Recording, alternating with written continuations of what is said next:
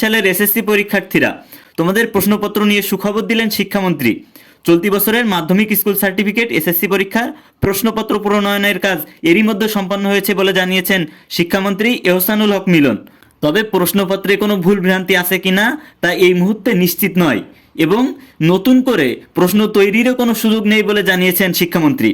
অর্থাৎ যারা বলতেছিল যে শিক্ষামন্ত্রী আসছে এবার হয়তো কঠিন হইতে পারে প্রশ্ন, কিন্তু প্রশ্ন প্যাটার্ন কিন্তু শিক্ষামন্ত্রী নিয়োগ পাওয়ার আগেই কিন্তু প্রশ্ন তৈরি করা হয়ে গিয়েছিল।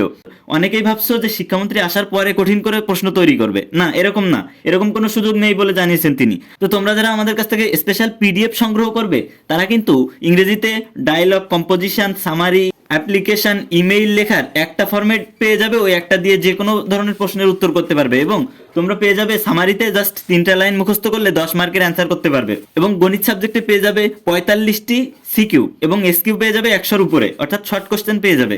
এবং 200 মতো তোমরা এখানে পেয়ে যাচ্ছ যে এমসিকিউ, এইগুলো কভার করলেই কিন্তু এসএসসি পরীক্ষায় তুমি কমন পাবা, এর ভিতর থেকে কমন পাবা। তো যাদের A+ পাওয়ার ইচ্ছা আছে তারা অবশ্যই আমাদের পিডিএফ গুলো সংগ্রহ করো এবং আমাদের নক করো ইনবক্সে যদি আমাদের পিডিএফ গুলো নিতে চাও। তবে আমাদের এই পিডিএফ গুলা পেইড, ফ্রি নয়, ঠিক আছে?